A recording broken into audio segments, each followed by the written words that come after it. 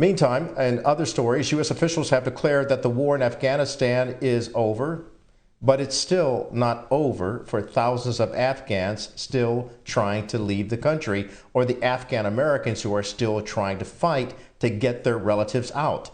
BNC correspondent Ansar Hassan spoke to a father who got out before the U.S. military withdrawal. That man says he has a message for President Biden tonight.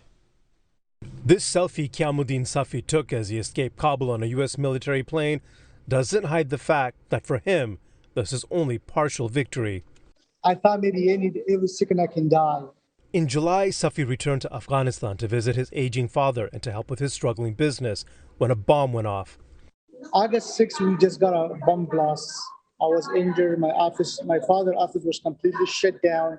Was it the Taliban? He's not sure. But Suffie says it's no secret that several members of his family worked for the U.S. government for more than 10 years. That makes them a target. Suffie called the U.S. Embassy to tell them what happened. That's when they warned him to get to the Kabul airport and get out. Suffie came to the U.S. seeking political asylum in 2011. He just became a U.S. citizen in March. Traveling on a U.S. passport in the now Taliban-controlled country, Suffie says was strike two against him. Every side was a security problem for me because I can't show my U.S. passport to anyone. I was trying to find Americans to show my passport. After 3 days, I find the Marines and I show my passport. But it was very hard to skip. It's very hard. That's like I just play with my life. Suffie says it took him 3 days to reach the airport. He finally boarded a plane on August 18th, headed home to his wife and 5 children in the San Francisco Bay Area.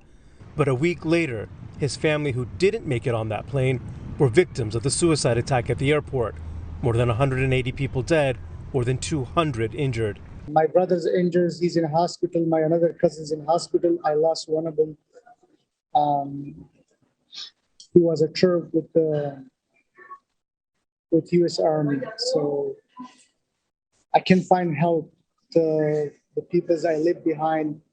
So they are stuck right now. Qiamuddin says he has a message for President Biden. To end this war, he has to first honor the U.S. commitments to those who risked their lives in the U.S. war effort and get them out of Afghanistan.